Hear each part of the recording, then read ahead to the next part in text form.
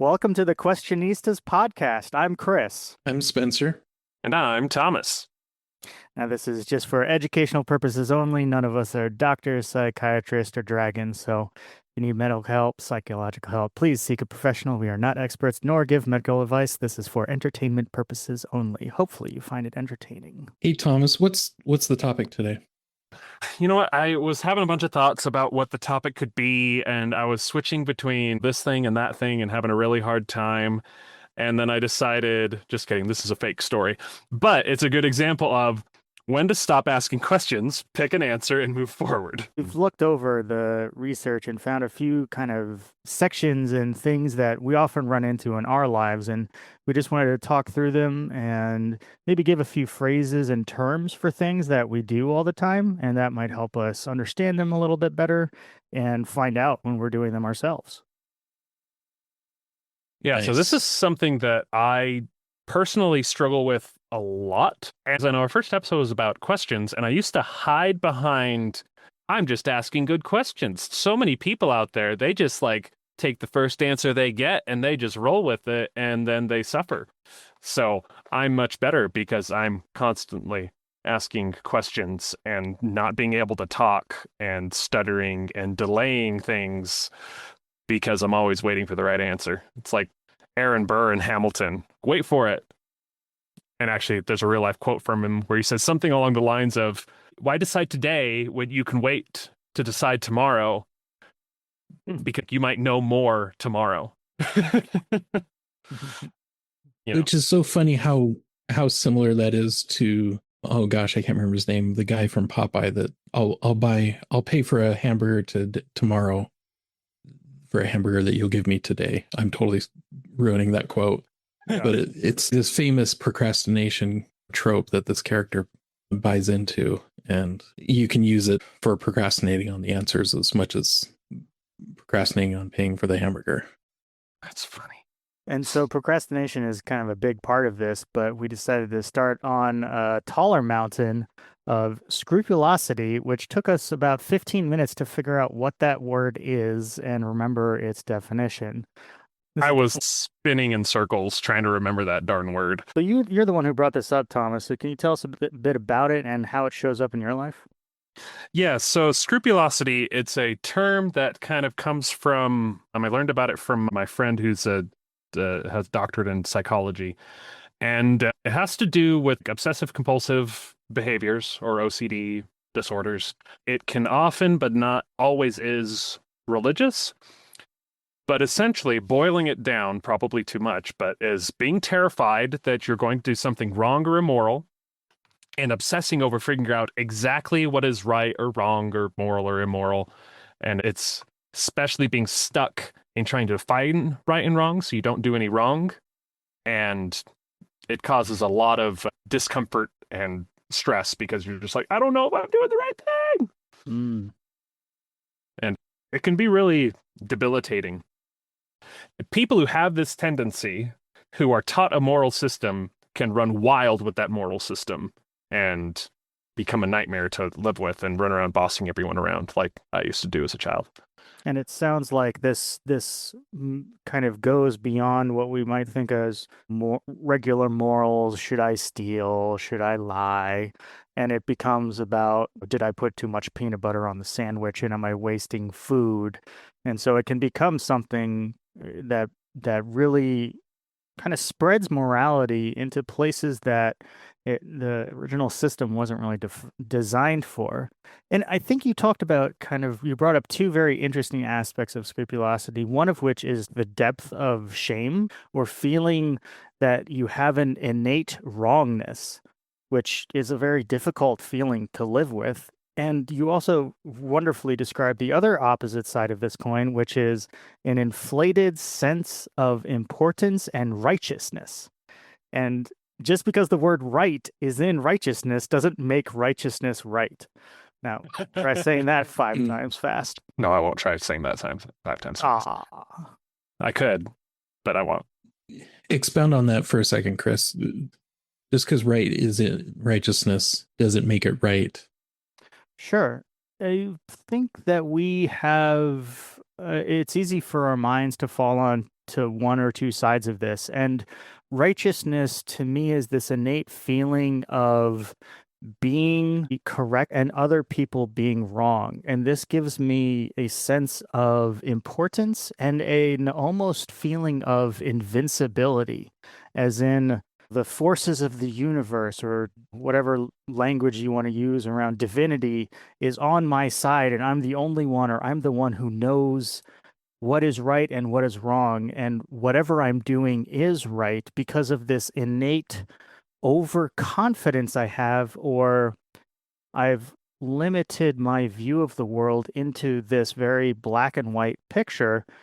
And because of that, I don't really self-question, and I'm not really humble because I'm already right. And so when you're in a state of, I would say, zealous righteousness, we lose sight of the grays of our world because we're in a very black and white view of things. And that can become really blinding and lead us into, I'm sure everyone can imagine the spirals of people who believe whatever they're saying is right and whatever they're doing is right, which can come from this overconfidence in a kind of a smaller moral system without kind of the humility that can be cultivated when we're dealing with right and wrong, of maybe I don't know what's right in this situation. I related to that scrupulosity when I would decide that I had the answers.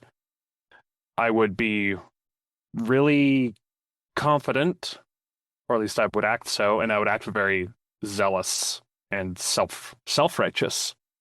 Nowadays, and this is kind of help lead us into the next section, nowadays I kind of am suffering the other direction, where I know that there's lots of grays, but I'm still have the scrupulosity hanging over my head, and so I get stuck in these question spirals. Do you have an example where you've experienced the scrupulosity in your life? You said you're feeling it from the other side, which to me sounds like you're living more in kind of self-doubt around moral questions. And I'm wondering if you have an example from your life where you felt that, where you either questioned yourself or you felt scrupulosity was in play in that moment.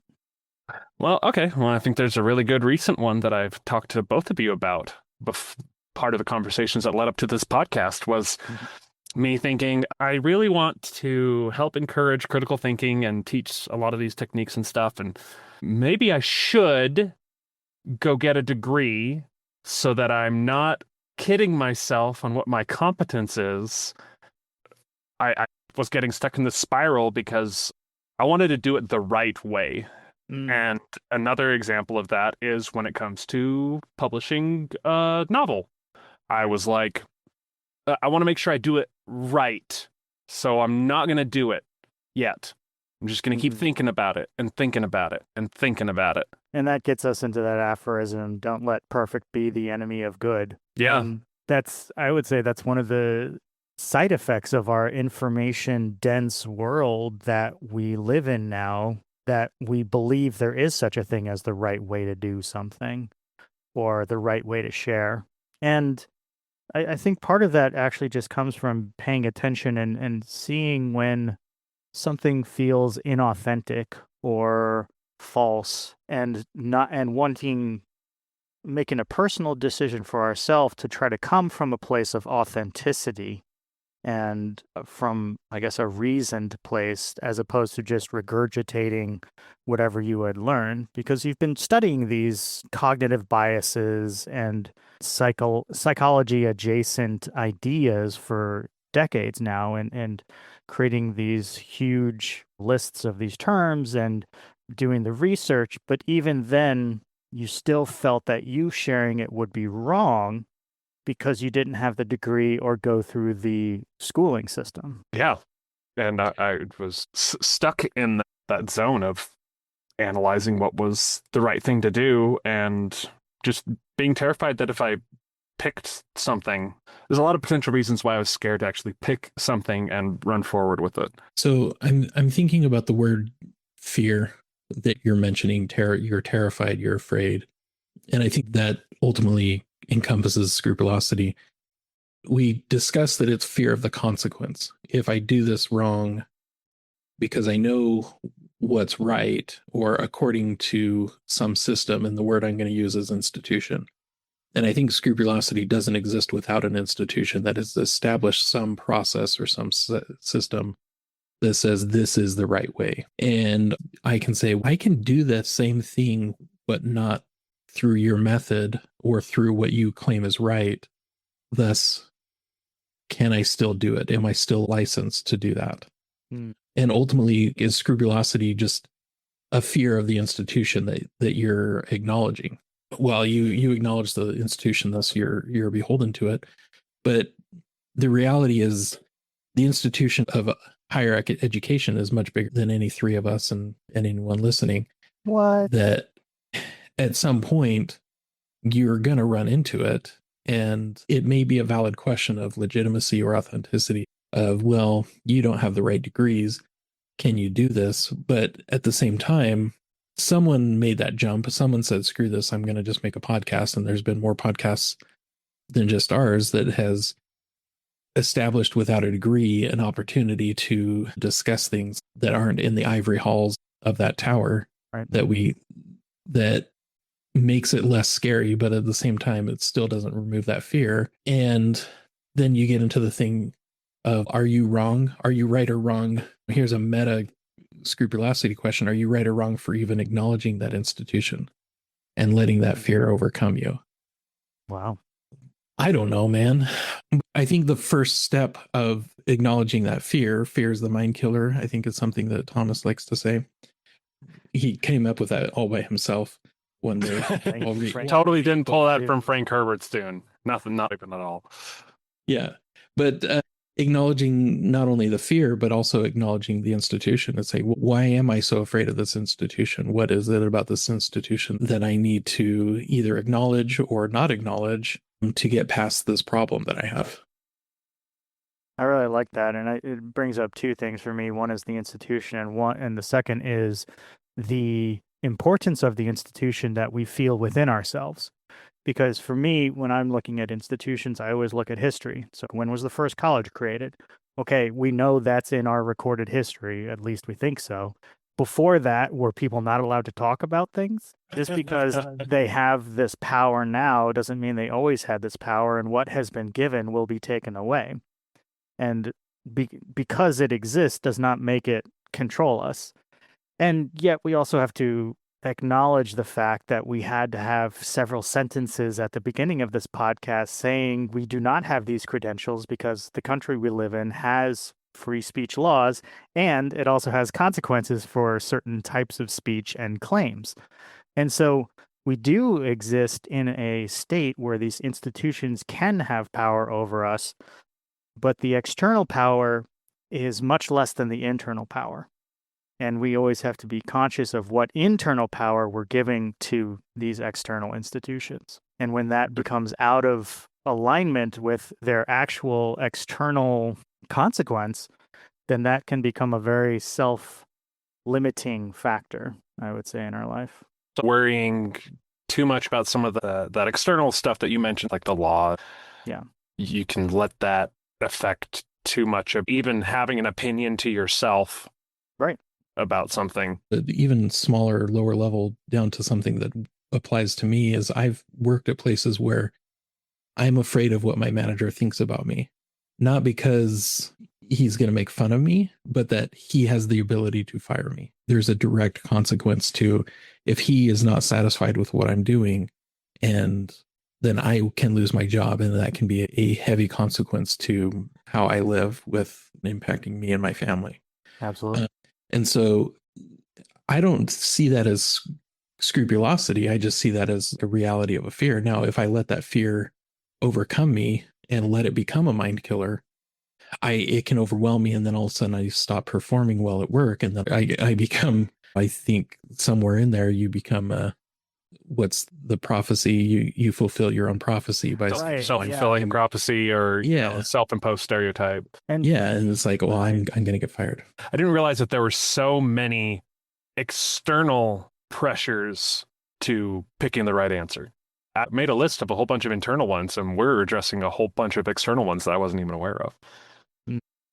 Well, when it comes to work, what I've found is that good managers and good leaders are interested in your effort and communication. So for me, I can pretty much skate by without fear if I'm putting in those two things of asking my leader, hey, what should I be working on? I'm working on this. What do you feel about it?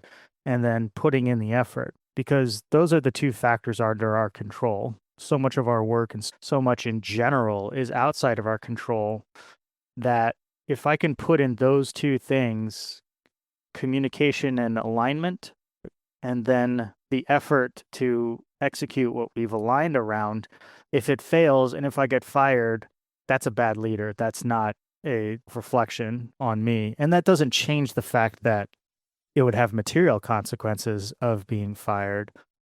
But in terms of making the wrong choice, if that leads to a firing, that's you working for someone who's has low skills and is incapable, and you should probably work for someone who has better skills. I really like that. I really like that, being able to separate what's more in control and what's less. And that can apply to all sorts of situations. But if you can spend some time thinking about what is and what isn't more or less in your control, then the way things pan out, you can not have to beat yourself up thinking, oh, well, I got fired from this job.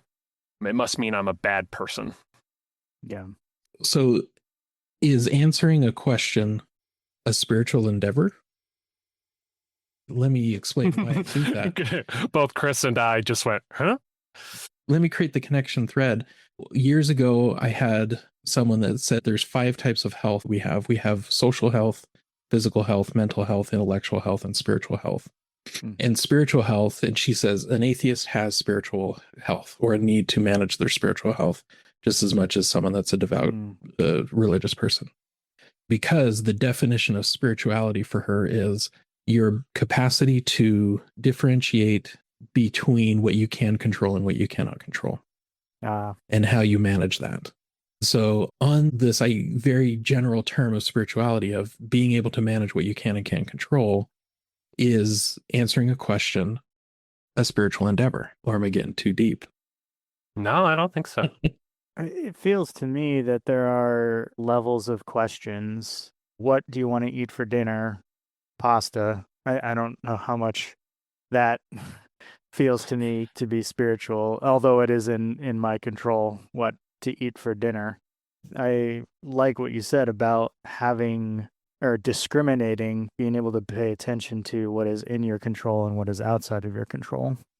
Yeah. And I think that question itself can be very revelatory and has different answers at different times in our lives, I would say. Because I'm doing my best and I'm asking my questions and I'm answering the best I can, but always have this fear with that manager. At some point, I have to let go and just do my best. And if I get fired, I get fired, is ultimately a consequence that I don't have control over.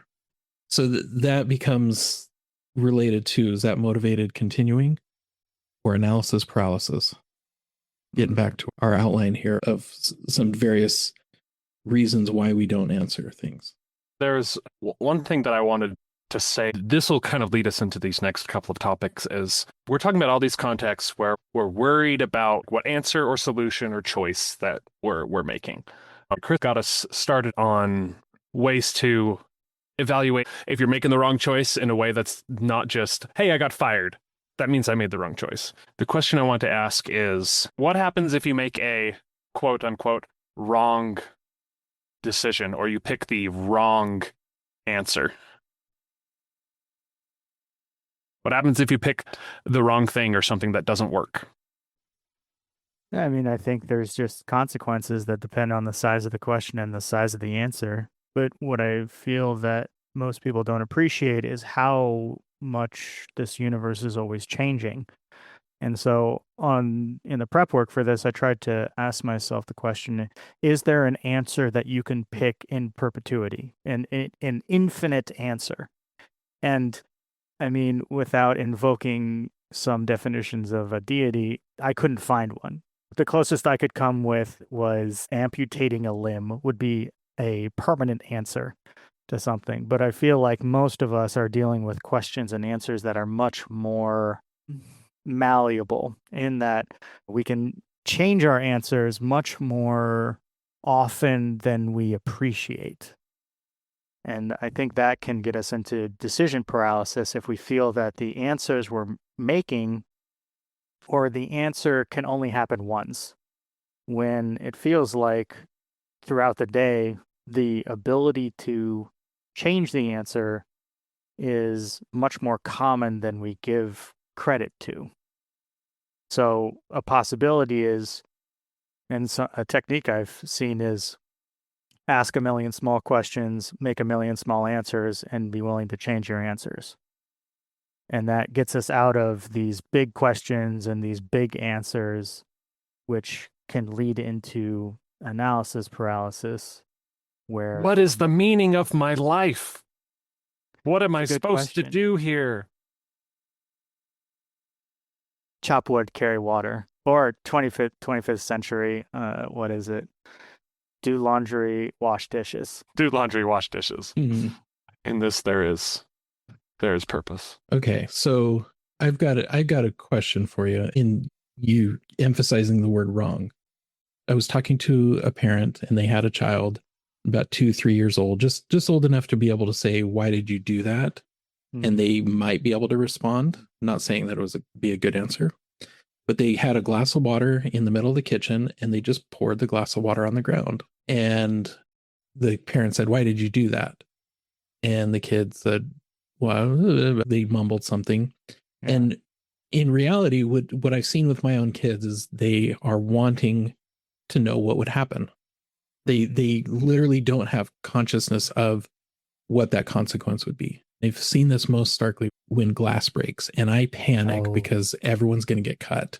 Yep. And they go, "Well, I don't see the problem." I said, "Don't step over there. You're barefoot. Move away. Get out of this room." And they're just like, "Whoa, what happened? Why am I getting kicked out of the room?" Yeah. And I'm trying to keep them safe.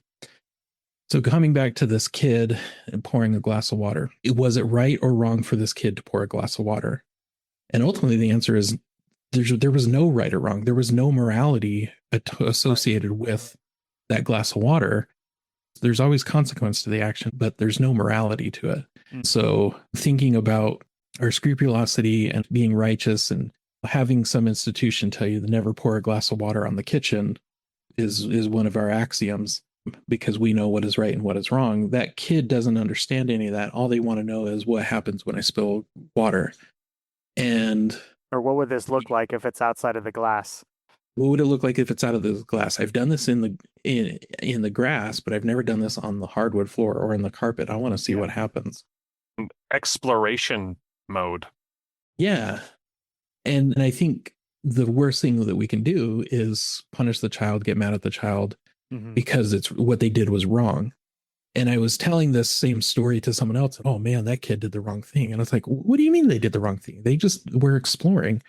And how quickly do we associate right and wrong with our answers?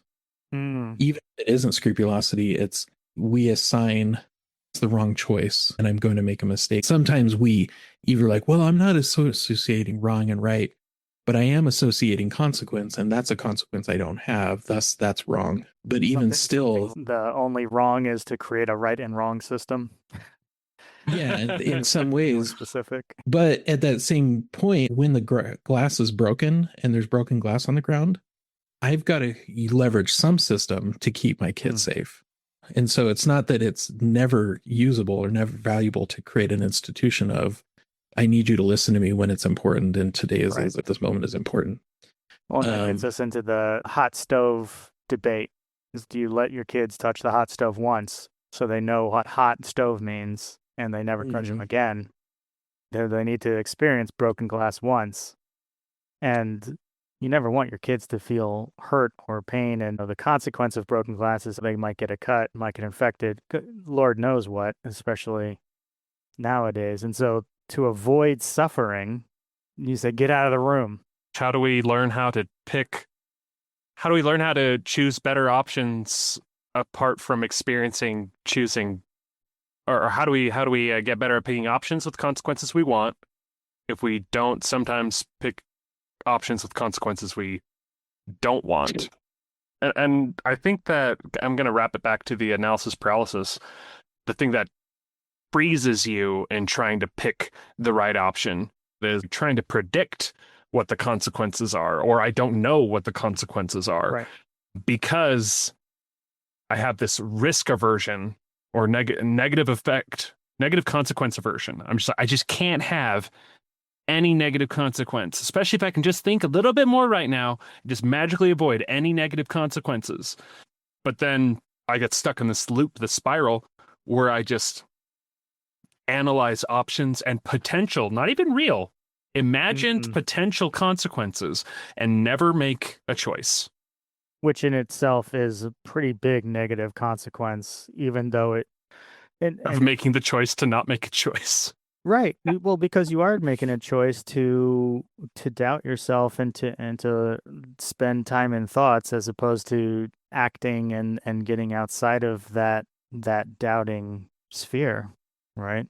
The mind tries to create a limited perspective of an unlimited universe and believes that's what safety is. But it's only 80% there. So then how the heck does anyone ever make a choice or find an answer? I feel like we have analysis paralysis ourselves into talking about all these options. What tools can we use to keep ourselves out of some of the holes that we've talked about? For the vast majority of decisions, the potential negative consequences of choosing the wrong actions, and those emphasis I'm putting there as quotation marks, is actually not that bad. In fact, one good mental exercise that I've done before is say that there's, and this can be used for when you're scared of anything bad potentially happening to you, is to follow that hypothetical situation all the way to the end.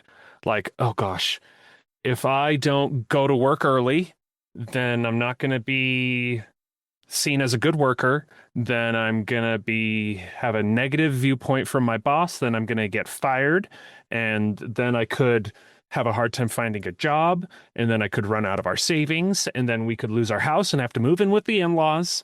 And then everybody could hate me. Or I could keep struggling to find a job and just be mooching off of family as I'm trying to make this work. And the only reason that is actually horrible and unacceptable is that I've kind of decided that it is. Right. I'm not, in all those situations, I'm not dead. And heck, even if I were dead, then I wouldn't be worrying about it anymore. But we won't go there. But even in that horrible situation that I described, thinking in the context of, well, there are way, way, way worse things that could happen. We could go to war. Horrible things could happen to my family and my children. And heck, even with those things, humans have the ability to return to a state of normality even after horrible things happen.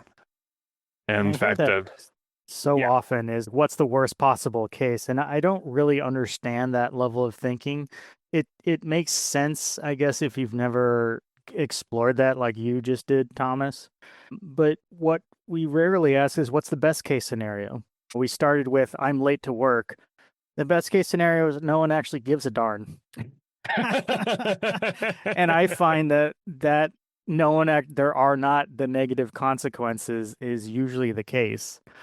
And so for me, one of the ways to get around the fear of consequences is to actually pay attention what actually happens and not to rule out a good happening for luck and realize that the consequences you imagine never actually happen. The mind is incapable. Deal with reality. Well, as much as you can, as close as you can get to it. Deal with reality, not your imagined reality. That reminds me of a concept related to fear again, from this very silly movie called After Earth with Will Smith and his son. But there's one part of it where he talks about a fear being worry. Fear is reacting to something that doesn't exist.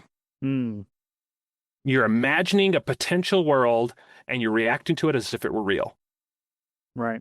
That doesn't mean you should never prepare for things or whatever, but live in reality. And that's part of what you were saying is look at what the actual consequences are. What actually will happen. And you can imagine a lot worse than what will happen most of the time. Right. And the question is, can you imagine much better? I like that too. I keep focusing on the worst part because that's what I'm terrified of. And that's what our mind is defaulting to, is it's better to be afraid of a random mushroom than it is to be excited about a random mushroom in the forest. Those people are no longer on this planet, and those of us who come from people afraid of random mushrooms are still here making Mario video games. But we when we're in analysis paralysis, one of the things that I've used before is time boxing, where you kind of set aside a specific amount of time and then make some sort of decision at the end of that. And Spencer, you were talking earlier about a coin technique that I'd never heard before, and that was really interesting to me. Do you want to share more about that? Sure. Basically, get down to 2 answers and flip a coin and say heads, I go left, tails, I go right. But you don't do what the coin tells you to do. You pay attention to how you feel and what you're thinking once the decision has been made for you by some arbitrary tool. And I suppose you could add some digital spinner and put 3 things or 5 things or 20 options in the mix. Pick an option randomly and see how you feel about it. Just pick an option, see how you feel about it. And what I've done is I've done this with my kids. You can either have the chocolate now or you can have the dinner now. Which one do you want? And they're like, oh, I don't know. And they get really frustrated. Whether I'm parenting my kids wrong or not, they get really frustrated with decisions. And when I give them options, they can get paralysis and they just scream, I don't know. And I'm like, okay, your brain's still developing. My brain is fully developed and I still don't know the answer to that question.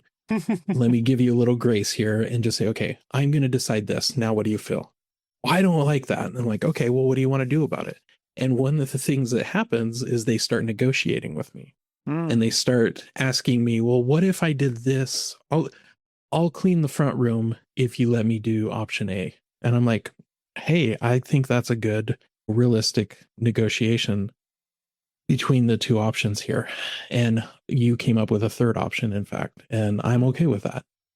I think we can do that to ourselves if we allow ourselves to negotiate the situation and say, flip the coin and go, oh my gosh, I really hate that. Well, I don't want pasta because I know pasta is not good for me and I'm going to put on the pounds if I do pasta. But hey, Spencer, I'm going to do 20 push-ups. Can I have the pasta?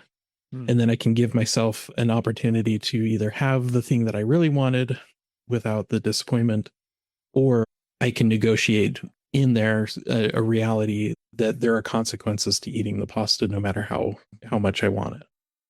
And what I like about the coin technique is it moves it a step forward. And that's all we're really trying to do in these things, is just move one step forward. No matter how big or small the decision is, we can only ever just move one step forward or do the next thing. We can't actually go all the way. And so I think that flipping the coin technique moves the step forward and kind of, what if this was true? Now let's negotiate from there. And I think that kind of going off of that, there's 2 things I want to talk about, or actually 3, related to your emotional reactions to potential options and what that can tell you. Kind of jumping to a higher level for half a second, there's this theory of thinking that's called the 2-system or 2-type theory. And it's basically you've got your instinctual, fast, unconscious, subconscious processing that happens immediately. And it's the majority of the thought that happens in your brain. And then you've got your slower, conscious, reasoned thoughts. And some of these techniques are taking advantage of our reasoned thoughts, but also some of these problems are getting stuck in that reasoning process. I like the aspect of taking advantage of your intuitive subconscious, meaning that emotional part that's under the surface, that's actually most of you, and taking advantage of that. Flipping the coin technique, I think, is really good. There's 2 familial situations that I can think about that relate to this. One of them is my wife used to ask me all the time which shirt or dress she should wear. And then I would say, oh, that one. And it felt like she would pick the other one. It's a trap. It's a trap. But actually, to be honest, I probably just don't remember the times she picked the ones I pointed at. But in a way, she was doing the same thing as the coin trick. Oh yeah. And a similar thing happens when every once in a while we'll go out to dinner with my in-laws. And I wonder if he'll ever actually listen to this podcast. My father-in-law will get stuck between, oh man, I'm so tired of making the decision of where to go. And then other people make a suggestion. He'll be, well, I don't want to go there. Yeah. But what's happening is he's like, I'm tired of going through the conscious process of picking a place, but it's very easy to look at something and just feel your reaction. Mm. And you should take advantage of that. We have a lot of shortcuts and biases and stuff like that that can sometimes be problematic, but most of them evolved to help us live our lives. Right. And you can have a rational analysis of what your reaction is, but if you just put the question in front of you and just be like, go, what do you feel?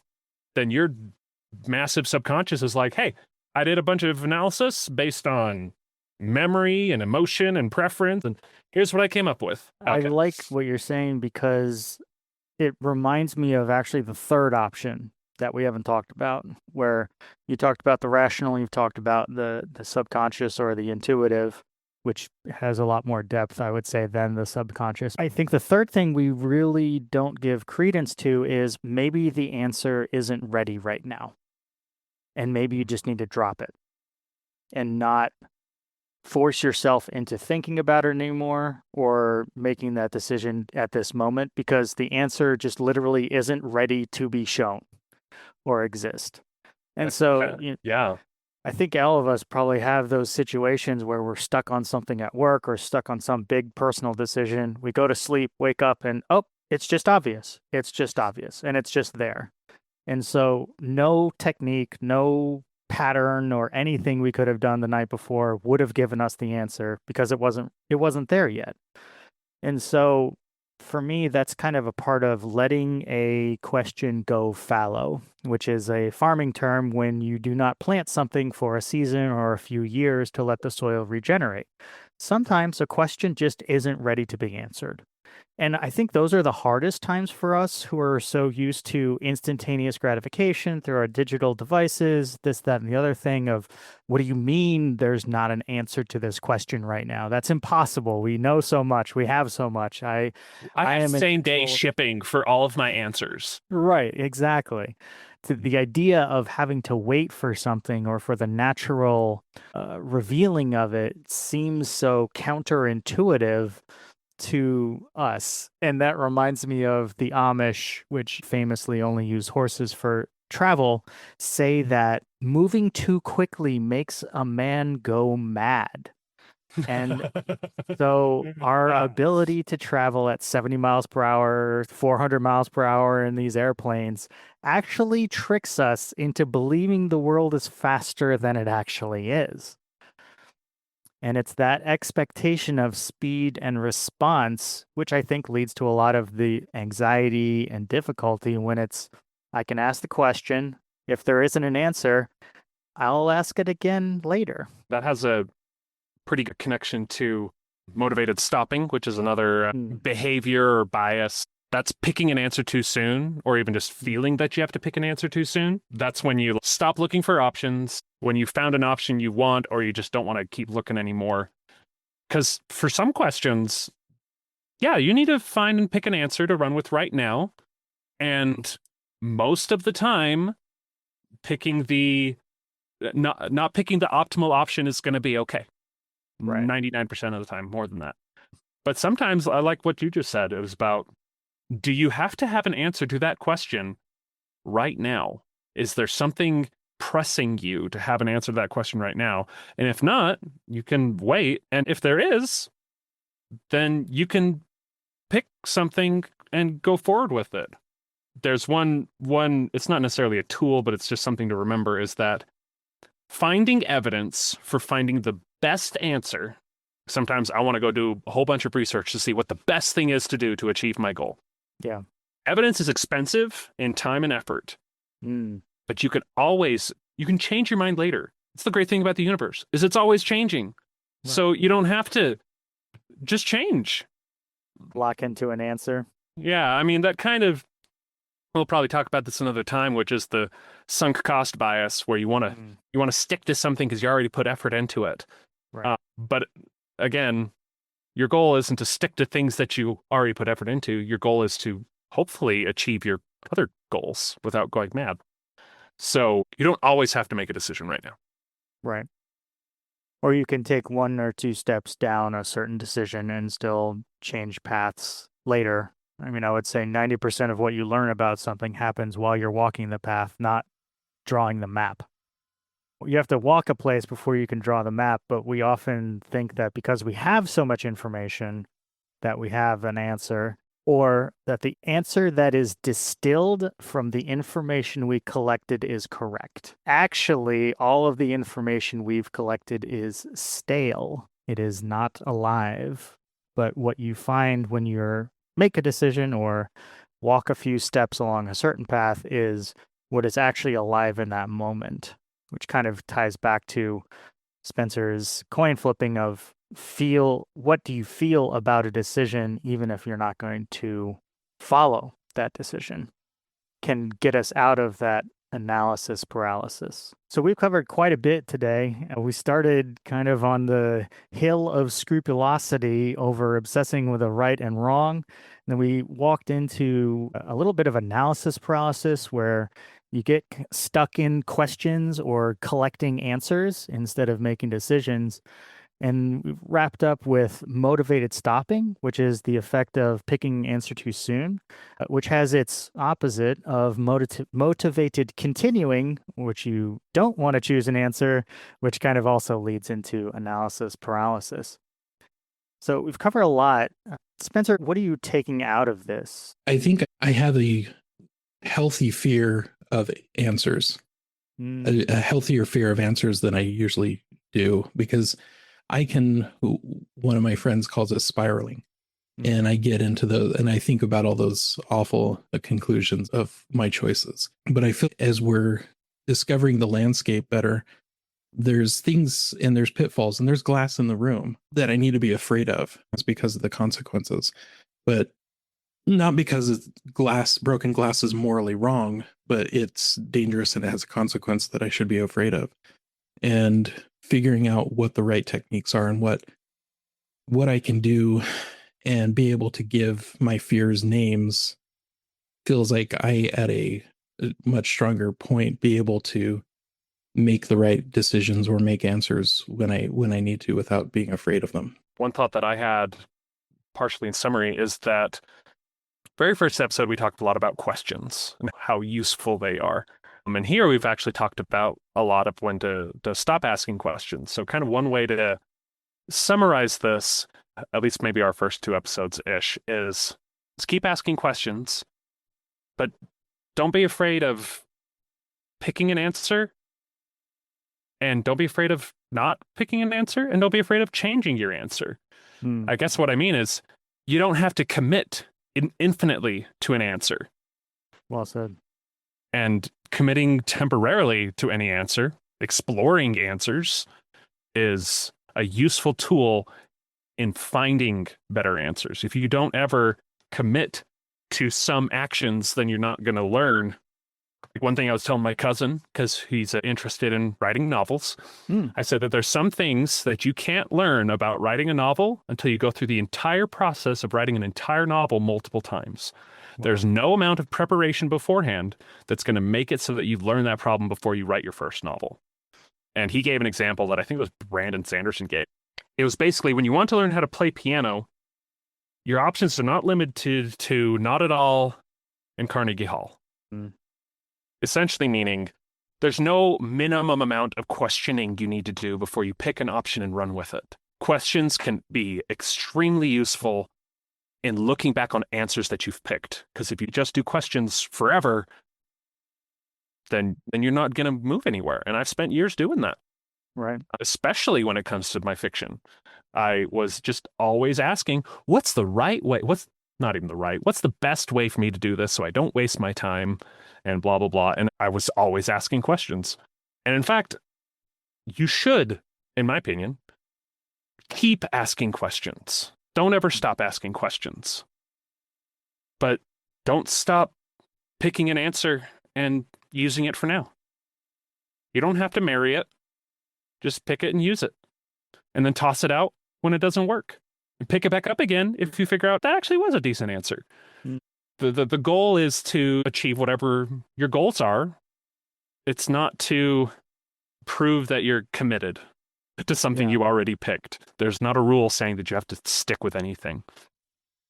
And that's a wonderful thing, and something that it's easy to forget when we feel so in control and so self-directed and have so many options. I mean, I think that's another huge part of this and why it's becoming so prevalent in this age, in this day. Everybody's got an option for you. Probably for our listeners who have access to digital devices and DoorDash and all these other Ds which destroy our peace, but Deep learning models like ChatGPT. the number of options can become paralyzing. But like you're saying, you have to get into the mud, you have to get into it. That's where the real learning happens. It's when you refine your questions. Hmm. You got to have a feedback loop. In fact, that's super important to learning, is to have, there's a phrase, I don't know if I wrote it or if I found it somewhere. Your gut feelings are only as useful as the feedback loop informing them. You can't really learn unless you have a good feedback loop between your answers and your questions and your answers and your questions, and you just keep revising them. I think we're about time to wrap up. Spencer, before we wrap up, do you have any other final thoughts you want to share on this topic? I think concluding everything that I'm hearing from all three of us is we need a Furby in our lives. In software development, they call it talking to a rubber duck. But my professor, who was a software developer, he didn't have a rubber duck. He had a Furby, and he would talk to it, and he would use an external source to be able to leverage working through his problems, asking it questions, giving the answers that he thinks it is, and then coming to a conclusion from a source that can't really give an answer for him. However, as that's progressed in places that I've worked, I would tell people that so that I can say, will you be my Furby? Yeah. And using another human, using more than just a creepy doll that somehow was a powerhouse in the 90s and is coming back to help you solve your problems, because I think ChatGPT is becoming a Furby. But having a real life human kind of double check your work and not give you answers, but just walk through with them all of that you're thinking, and allowing them to either poke holes or to add to without giving the answer, creates an opportunity for relationship building, social health, and it ultimately helps you create a great bond with other humans that, I don't even want to say think like you, but are able to help you be better than what you currently are. I'd be spiraling still without talking to you guys, just to be frank. So I'm really grateful thanks for being my Furbies. No problem. Always fuzzy for you, Thomas. Wait, what does that even mean? Leave that to the listener's imagination. I think that sounds like a good place to stop. Leave that to the suits in Washington. All right. Well, thank you, dear listeners. Hopefully you got something good out of this. Please feel free to send us any messages or questions, or if we got something wrong, let us know, and we'll probably talk about it. We don't know anything. Thanks, ladies and gents. Have a wonderful day and keep testing answers. Get you in the next one.